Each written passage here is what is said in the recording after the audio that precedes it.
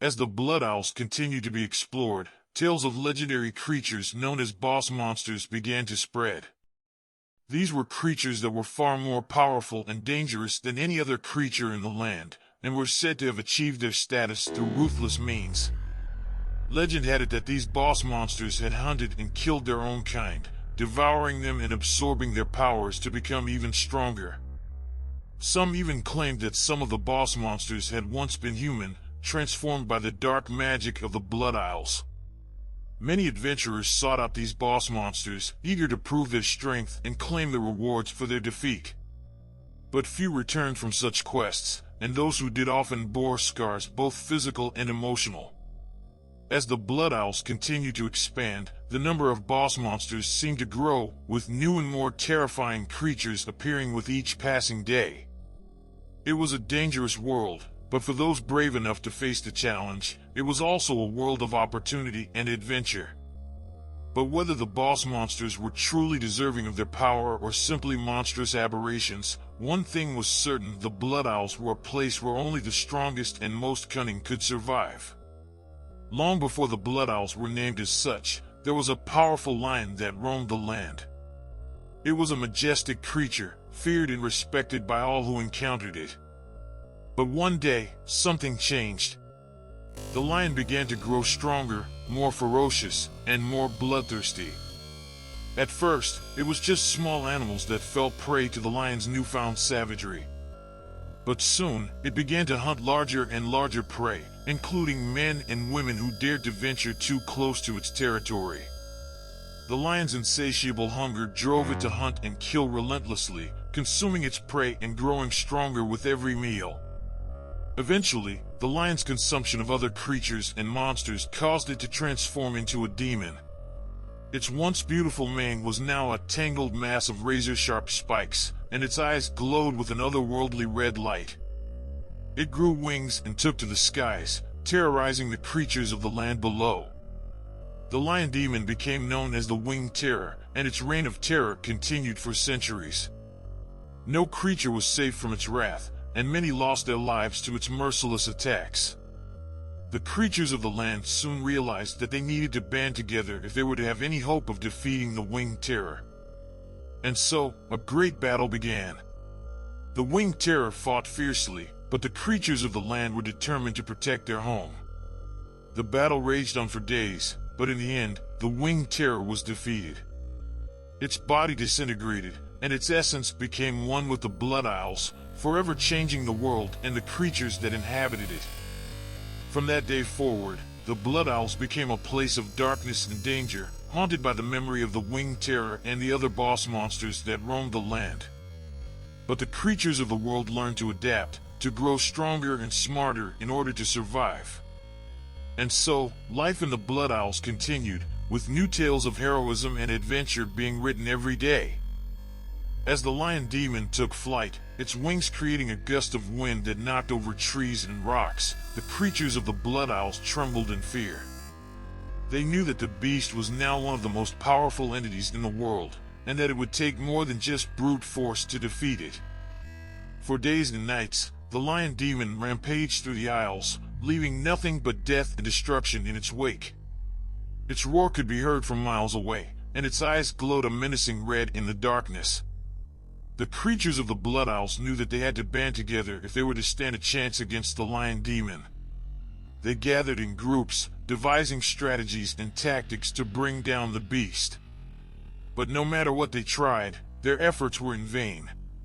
The lion demon was too powerful, too fast, and too intelligent. It seemed to anticipate their every move, and would always be one step ahead. As the days turned into weeks, and the weeks turned into months, the creatures of the Blood Owls began to lose hope. They had lost many of their own in the battles against the lion demon, and they knew that it was only a matter of time before they too fell victim to its wrath. But then, one day, a group of creatures stumbled upon an ancient artifact in the ruins of an old temple. It was a talisman of immense power, one that was said to be able to banish demons back to the underworld. The creatures of the Blood Owls knew that this was their last hope. They gathered all the warriors and mages they could find, and set out to face the lion demon once more. The battle was long and fierce, with both sides suffering heavy casualties. But in the end, it was the power of the ancient talisman that proved to be the turning point.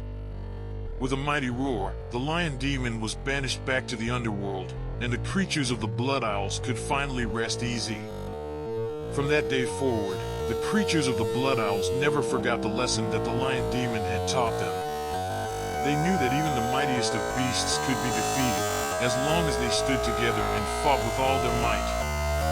As time passed, the legend of the Blue Beast spread throughout the Blood Isles, striking fear into the hearts of all who heard it. The mere mention of its name was enough to send shivers down the spines of even the bravest warriors. Many hunters and adventurers attempted to slay the Blue Beast, but none returned from their quests. It seemed as though the creature was invincible, immune to any attack. Despite the fear it inspired, some still sought to unravel the mystery of the Blue Beast. They scoured ancient texts and consulted with wise sages, searching for any clue that might help them defeat the beast. Finally, a group of skilled warriors set out to face the Blue Beast, armed with weapons of the finest quality and magical artifacts of great power. They tracked the beast to its lair deep in the heart of the Blood Isles, where they engaged it in a fierce battle that lasted for hours. At last, after a long and grueling fight, the warriors emerged victorious. The Blue Beast lay dead at their feet, its once fearsome form now reduced to a lifeless heap. But even in death, the Blue Beast's legend lived on. The story of its defeat spread far and wide, inspiring awe and admiration in some and terror in others. And though the Blood Isles were still a dangerous and terrifying place, the defeat of the Blue Beast gave hope to those who sought to make their mark on this treacherous world. As the legend of the Blue Beast spread, more and more travelers who stumbled into the distorted world of Blood Isles heard of its existence. Some claim to have even encountered the beast themselves, describing it as a creature of pure terror and destruction. But as they journeyed deeper into the world, they began to hear whispers of other powerful creatures lurking in the shadows, waiting for their next prey. Some spoke of a giant spider that could spin webs as thick as steel cables, while others warned of a massive serpent that could swallow whole villages in one gulp. Despite the dangers that lay ahead, these brave adventurers pressed on, driven by the thrill of the unknown and the promise of great rewards. But little did they know, the horrors they would face would be far beyond anything they could have ever imagined. The kids were fascinated by the elders' words and wanted to learn more about the creatures of this distorted world. They begged the elder to tell them stories about the creatures and their origins. The elder chuckled and said, "All right, I'll tell you a story. A long time ago, there was a creature that lived in the depths of the ocean. It was called the Leviathan, a monster so huge that it could swallow ships whole." Sometime later, kids gasped in awe, their eyes wide with excitement. The elder continued, "And then there was a dragon, a creature that could breathe fire and was said to be invincible. The two fought in a battle that lasted for days, and the result was catastrophic. The world was never the same after that." The kids listened intently, hanging on to every word the elder spoke. They asked the elder if the Leviathan and the dragon were still alive. The elder shook his head and said, "No one knows for sure. Some say they perished in the battle, while others believe they are still out there, lurking in the shadows." The kids looked at each other, wondering if they would ever come face to face with such legendary creatures. The elder smiled at them and said, "But don't worry, children. There are many other creatures in this world, some good and some bad. And if you ever find yourselves in danger, just remember to stick together and never lose hope." The kids thanked the elder and ran off, their minds filled with images of dragons and sea monsters.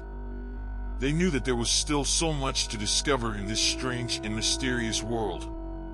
The group of children stared at the elder, wide-eyed and curious. They had heard rumors of the many strange creatures that inhabited this world, but they wanted to know just how many there were. "How many creatures are there?" one of the children finally asked, eager for an answer. The elder chuckled, shaking his head. "That's an impossible question to ask," he replied. The children looked at each other, confused. "Why is it impossible?" another child asked. The elder sighed, taking a deep breath before responding. "Because you can't know how much darkness there is in the world," he said gravely. "You can't see what's in the dark until it comes for you." The children shivered at the elder's words, feeling a sense of unease wash over them. They knew that there were things in this world that they couldn't even begin to imagine, and the thought both terrified and fascinated them. As they walked away, the elder's words echoed in their minds. They couldn't help but wonder what other creatures lurked in the shadows, waiting to be discovered.